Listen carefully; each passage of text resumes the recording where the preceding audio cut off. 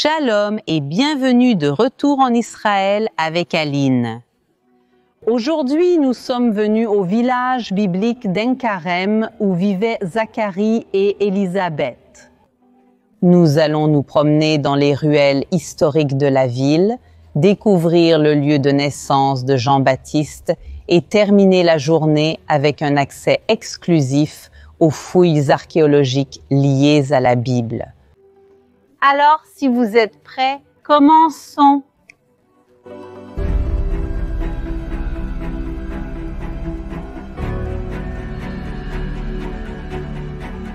Nous marchons dans les ruelles d'En Karem et j'ai l'impression que nous faisons un voyage dans le temps. Parce que ce village est vraiment très calme et paisible.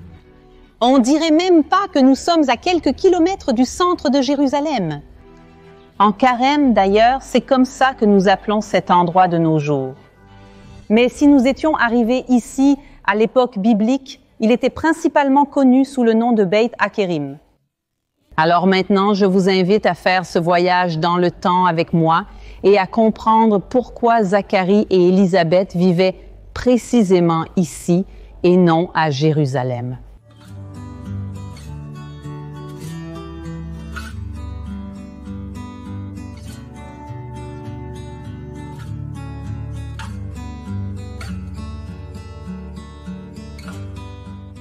Zacharie et Élisabeth, les parents de Jean-Baptiste, vivaient dans une ville dans les montagnes de Judée. Et regardez précisément où nous sommes. Nous sommes sur une colline, une montagne.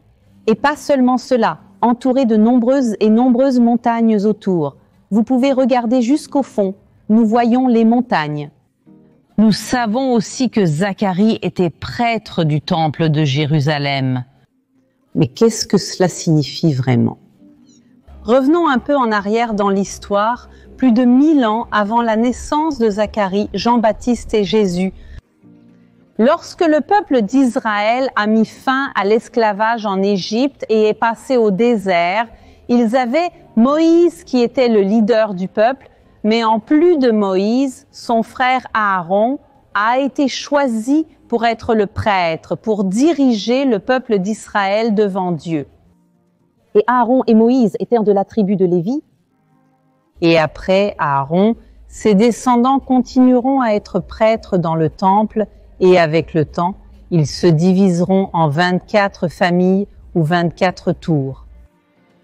Et justement, celui qui est descendant de la tribu de Lévi et spécifiquement descendant d'Aaron était Zacharie. Il était du tour d'Abia, le 8e tour. Les 24 familles se relayaient dans le temple de Jérusalem. Alors Zacharie n'avait pas besoin d'habiter à Jérusalem. Il avait besoin d'être à Jérusalem une fois toutes les 24 semaines pour accomplir les services du temple. Et bien sûr, lors des grandes fêtes comme la Pâque juive, il devait être là. Mais la plupart de l'année, Zacharie ne vivait pas à Jérusalem. Où vivait-il ? Dans les montagnes de Judée, et c'est pourquoi il est très logique de vivre ici, d'une part, tu peux être dans un endroit calme, tranquille et agréable, avec l'air ici des montagnes, mais d'autre part, Zacharie était toujours proche.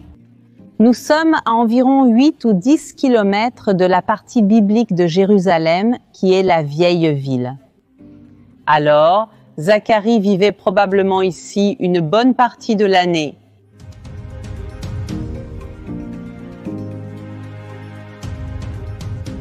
À mon avis, c'est l'un des endroits les plus spéciaux ici à En Karem, parce que c'est ici que tout a commencé.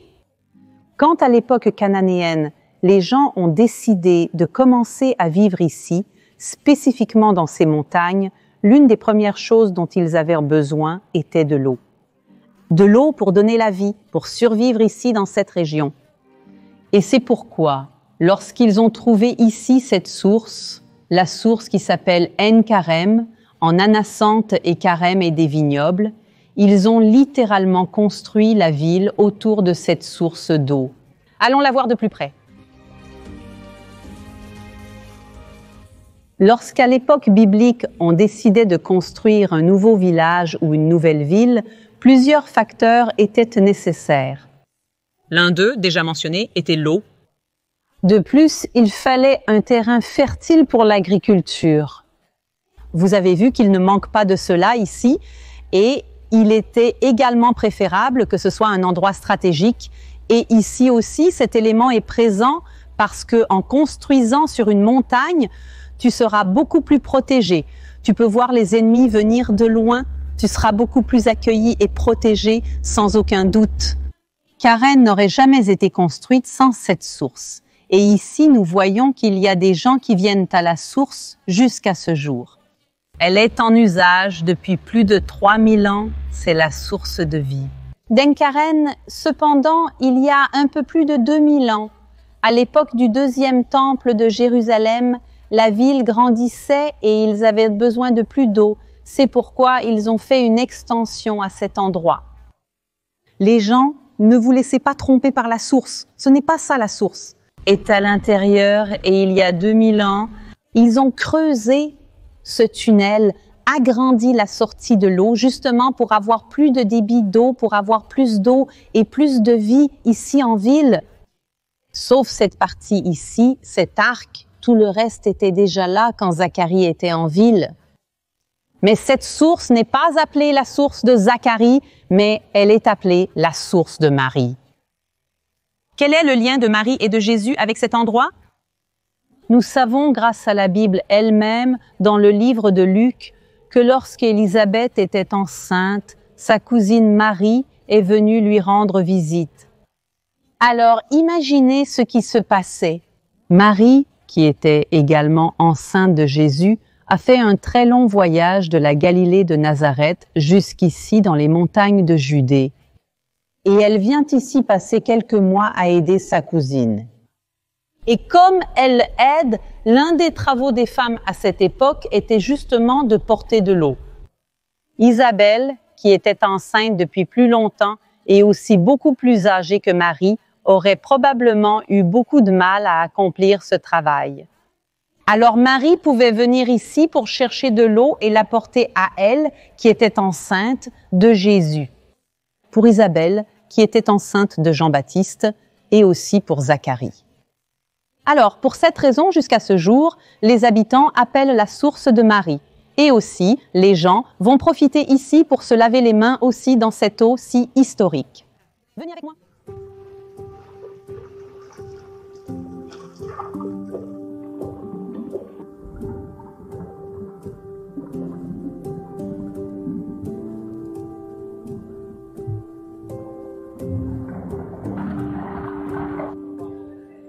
Aujourd'hui, à Ein Kerem, il y a beaucoup de restaurants, de cafés, de glaciers et aussi des galeries d'art. Alors, voici un conseil. Si vous prévoyez un voyage en Israël, prévoyez quelques heures pour visiter ce village si spécial.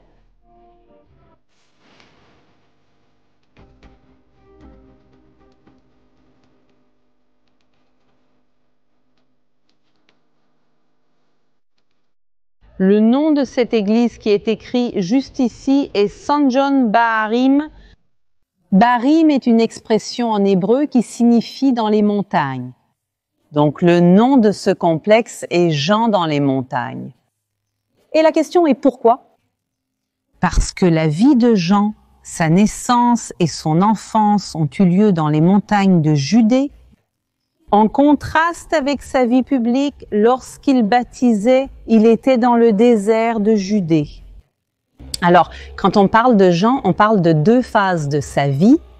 L'enfance dans les montagnes, où nous sommes, et aussi ensuite la vie adulte dans le désert de Judée. Et quand on arrive ici pour parler de l'histoire de Jean-Baptiste, l'histoire ne commence pas réellement avec lui. L'histoire commence un peu avant. Notez qu'ici, sur les murs, il y a un verset biblique. Ceci est le chapitre 1 du livre de Luc, écrit dans de nombreuses langues. Nous voyons en amharique la langue de l'Éthiopie, ici en langue du Sri Lanka, nous voyons le japonais. Nous voyons ici le nombre de langues différentes. Le portugais est présent ici. Allons plus loin pour vous le montrer.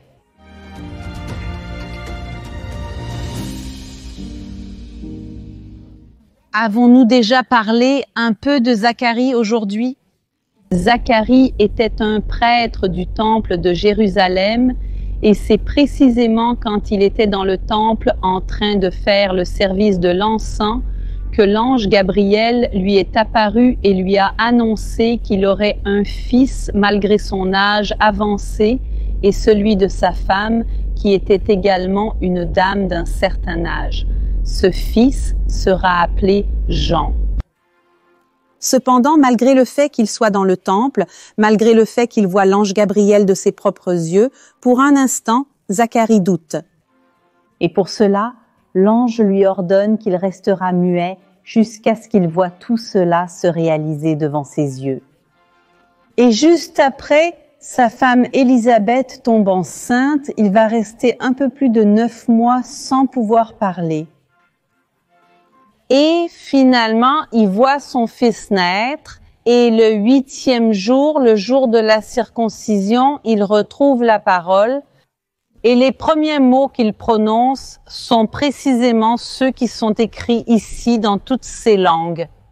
Pour que tout le monde, littéralement, pour que tout le monde sache ce qui s'est passé ici dans cette région. Et nous allons aussi maintenant écouter ces mots. Béni soit le Seigneur, Dieu d'Israël, car il a visité et racheté son peuple et nous a suscité un salut plein et puissant dans la maison de David, son serviteur. Comme il l'avait promis depuis l'Antiquité par la bouche de ses saints prophètes, pour nous libérer de nos ennemis et des mains de tous ceux qui nous haïssent, pour faire preuve de miséricorde envers nos pères et se souvenir de son sainte alliance et du serment qu'il a fait à notre père Abraham de nous accorder que, libérés des mains des ennemis, nous l'adorions sans crainte, en sainteté et justice devant lui tous nos jours. Et toi, enfant, tu seras appelé prophète du Très-Haut, car tu précéderas le Seigneur en lui préparant les voies pour donner à son peuple la connaissance du salut par le pardon de leurs péchés. Grâce à la profonde miséricorde de notre Dieu, par laquelle le soleil levant nous visitera d'en haut, pour éclairer ceux qui sont assis dans les ténèbres et dans l'ombre de la mort, et diriger nos pieds sur le chemin de la paix. Et voyez à quel point c'est impressionnant. À ce moment où Zacharie prononce ces paroles, Jésus n'était même pas encore né. Mais même ainsi, Zacharie comprend quelle sera la fonction de son fils et surtout en relation avec Jésus. Et c'est pourquoi ces paroles qu'il dit, qu'il ira devant lui pour ouvrir ses chemins. Et là, on comprend déjà que Jean-Baptiste, dès sa naissance, reçoit une mission très spéciale. Je dois vous montrer cette langue ici, parce que quand Zacharie prononce tous ces mots, dans quelle langue parlait-il? En hébreu.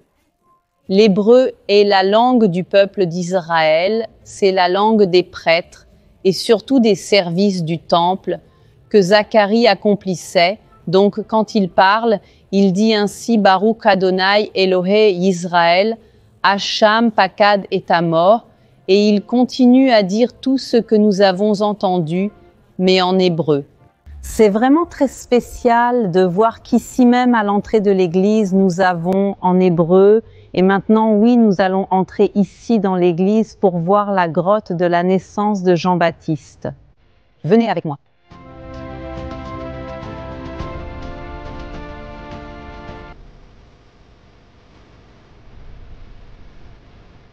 La première question qui doit venir à notre esprit est comment pouvons-nous savoir que cet endroit où nous allons entrer, l'endroit que nous allons voir, est vraiment le lieu de naissance de Jean-Baptiste?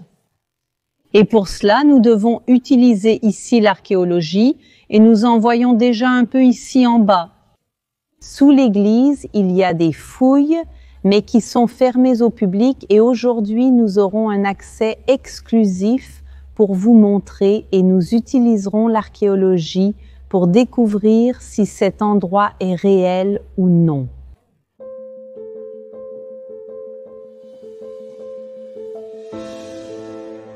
Vous pouvez voir que l'église est en restauration et c'est un processus très complexe car ici il y a un mélange de nombreuses époques différentes. La partie la plus moderne de l'église est du XXe siècle, la majeure partie est du XIe siècle, mais il y a évidemment des choses ici beaucoup plus anciennes de la période byzantine et aussi de l'époque de Zacharie.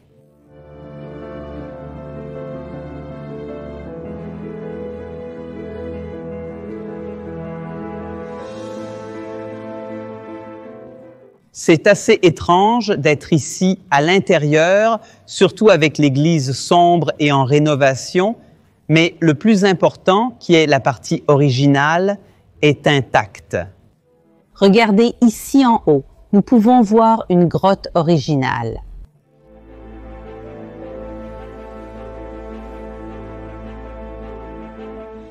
Cela rejoint les anciennes traditions chrétiennes, comme par exemple Théodose, qui était un pèlerin ici en Terre Sainte et en l'an 530 après Christ, il écrit sur ses voyages, sur ce qu'il voit à son époque. Il nous place précisément considérer cet endroit comme le lieu de la ville, de la naissance de Jean-Baptiste. Et vraiment, ce que nous sommes venus voir aujourd'hui est ici derrière nous. Cette étoile, elle marque la naissance de Jean-Baptiste. Et ici, il est écrit que c'est ici qu'est né le précurseur du Seigneur.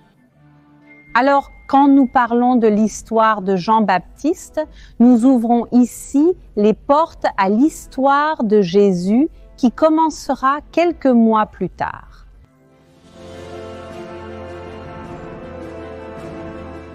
Et maintenant, nous allons découvrir les fouilles archéologiques qui sont cachées ici. Elles ne sont pas ouvertes au public et nous allons avoir un accès unique et spécial aujourd'hui, des choses que vous ne voyez vraiment qu'ici, en Israël, avec Aline. Venez avec moi.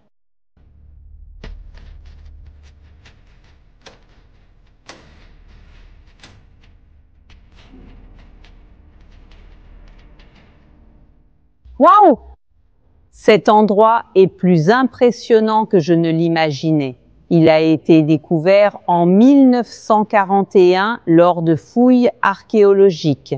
Mais comme je vous l'ai dit, il n'est pas ouvert au public. Je savais donc qu'il y avait des fouilles ici, mais le voir de nos propres yeux est complètement différent. Mais qu'est-ce que les archéologues ont trouvé qui renforce notre théorie selon laquelle Zacharie et Élisabeth vivaient vraiment ici et que Jean-Baptiste est né ici? Ils ont trouvé ici des céramiques datant du 1er siècle avant Jésus-Christ jusqu'à l'an 70 après Jésus-Christ, précisément à l'époque où ils vivaient. Mais la découverte la plus importante de cette époque est cachée là-bas. Venez avec moi.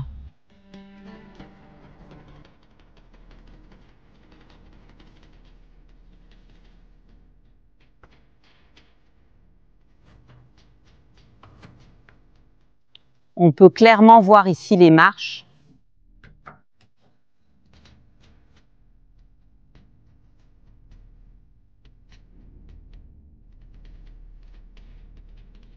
C'est incroyable.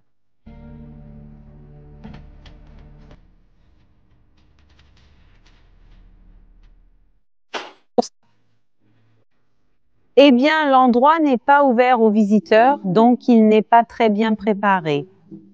Mais maintenant, je veux vous demander, avez-vous déjà réussi à deviner, à comprendre ce qu'est cet endroit? Ce sont des escaliers qui descendent et semblent ne mener nulle part.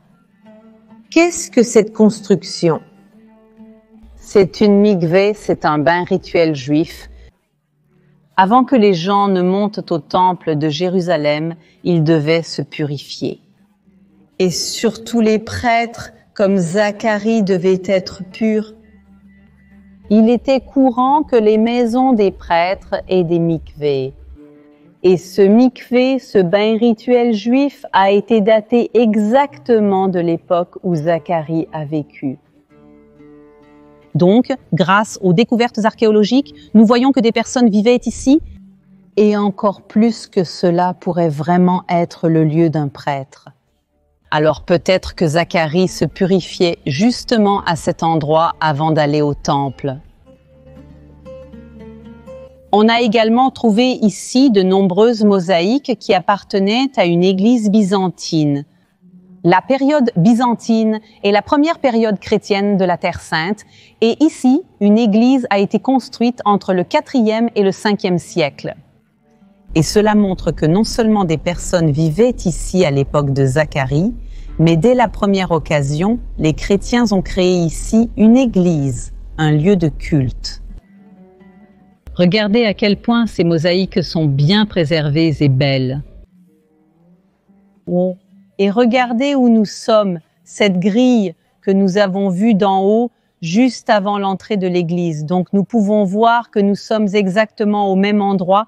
Et la question est, pourquoi les chrétiens, depuis la période byzantine, ont choisi précisément cet endroit pour construire une église? Nous ne pouvons pas en être sûrs.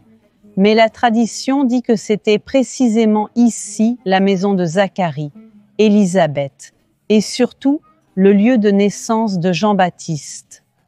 Par exemple, en 940, Eutychus d'Alexandrie écrit le livre appelé « Livre de la démonstration » et il appelle cet endroit « Beit Zacharia », littéralement « la maison de Zacharie ». Donc, bien que nous ayons vu une église relativement moderne là-haut, nous pouvons voir qu'elle est construite sur beaucoup de traditions et surtout sur l'archéologie. Et ce sont les choses incroyables de la Terre Sainte, même après avoir vécu ici pendant tant d'années. Nous avons déjà fait, je pense, 400 vidéos sur la chaîne et pourtant, nous pouvons toujours montrer des lieux inédits, vraiment inédits aussi pour moi.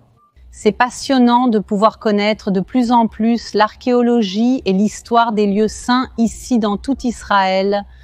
Et j'espère que vous avez aimé la vidéo d'aujourd'hui autant que moi. Un câlin pour tout le monde et on se voit la semaine prochaine